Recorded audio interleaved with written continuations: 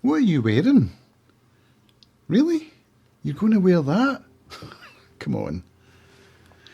Hi, my name's Cams. I'm an alcoholic, and I'm here today to talk about judgmentalism.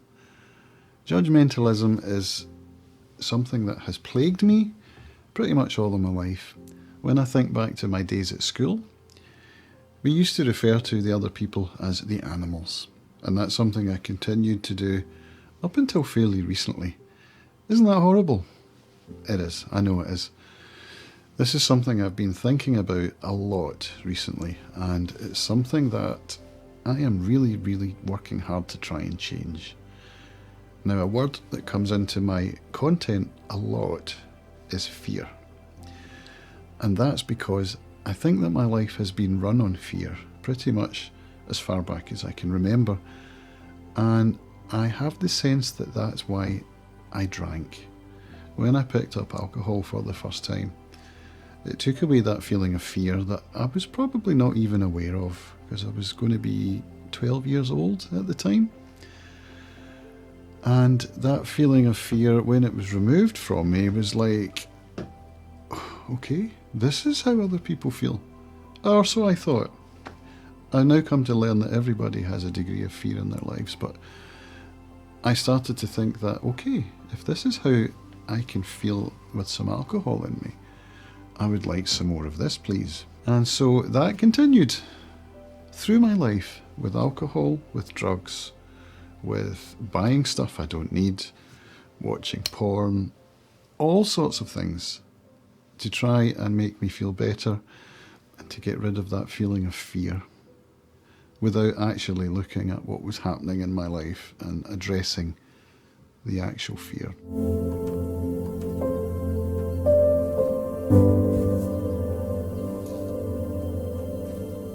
The judgmentalism part of it, I am convinced now it comes from the fear of being judged myself. I don't want people to think poorly of me, and so that makes me behave in such a way that makes sure that they do think poorly of me. How paradoxical is that, right? So I'm going to refer to something that's quite difficult for me to talk about, and it's something I have talked about in videos in the past.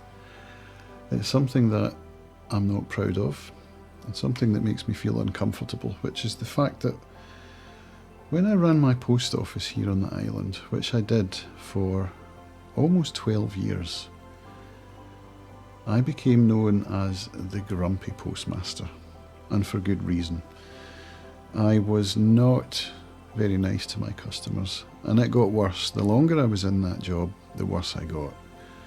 And the worse it made me feel. And the worse I felt, the worse I was towards my customers. So what that was, I now know, is what's called a negative feedback loop. And it affected my mental health in the finish up. I ended up at the doctor's being prescribed SSRI antidepressants. And I wasn't in a good way at all.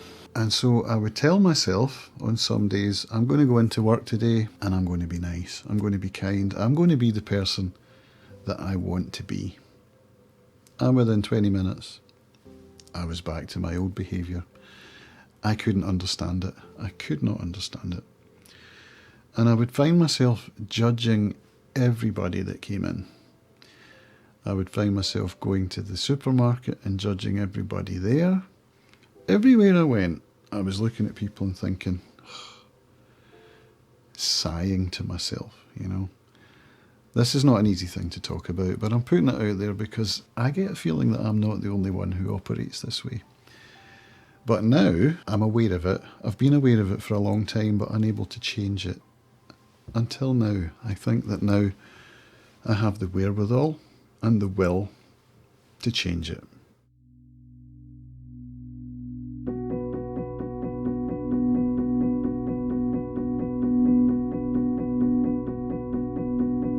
So what I'm doing now, when I find myself starting to have these thoughts, I nip them in the bud. I want to start thinking of people, all people, with love in my heart. I know it sounds a bit crazy, But that's how I want to be. That is the person I want to be. And this has come about partly through making content like this, through starting to get into the business of coaching other people, but mainly through studying with August Bradley. August Bradley taught a course on pillars, pipelines and vaults with Notion. But really it's about building a life operating system, which is based upon guiding principles. Now, I didn't really know what guiding principles were. When I started to study with August, I soon came to realise that this is what's been missing from my life. I did not know what my values were. I had no idea. I'd never thought about it. When I started to think about it, I had a real hard time coming up with them. I was like, well, what do I value most in life? And one of the things August talked about was, in order to become the person you want to become, you can change your actions in order to become that person. And so as I walked the dogs, as I talked into my microphone on my lapel to make my podcast, which you can find at quothecamser.com, I struggled to come up with something. And then one day it came to me when I wasn't looking. The kind of person I want to be is the kind of person who is kind to other people, is to be a good husband and a good father. That's really it. So how do I become those things? Well, I have to align my actions and my thoughts. I need to stop with the judgmentalism, and at the same time, I need to stop fearing other people's judgment of me.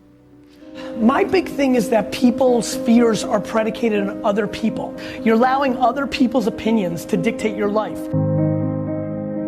Letting somebody else dictate your life is immediate unhappiness. You're not in control. There is nothing more difficult than navigating your life based on somebody else's opinion. I can do that, but it's going to be a practice. It's not going to happen overnight. This is something I have to practice every day, and to try and align all of my actions towards becoming that person. So ironically, maybe in some senses, making content here for YouTube, building an online business, becoming a coach, these are all things that have helped me to become, maybe not to become the person I want to be yet, but to show me how to become that person. And I think that in a similar sense as to how AA works, which is that we get to keep our sobriety by giving it away, I think that by helping other people to define their goals, their values, and show them how to achieve those goals is going to help me to become the person that I want to be. So, yes, it starts with judgmentalism, I think. If I can go to the supermarket and treat people with the love and the respect that they deserve, that everyone deserves, I think some of that will start to come back on me, and I will start to experience a bit of self-love. And we could all do with more of that, right? So with all of that, I'm going to leave it for today. I'll thank you all for watching. And remember, you're not alone.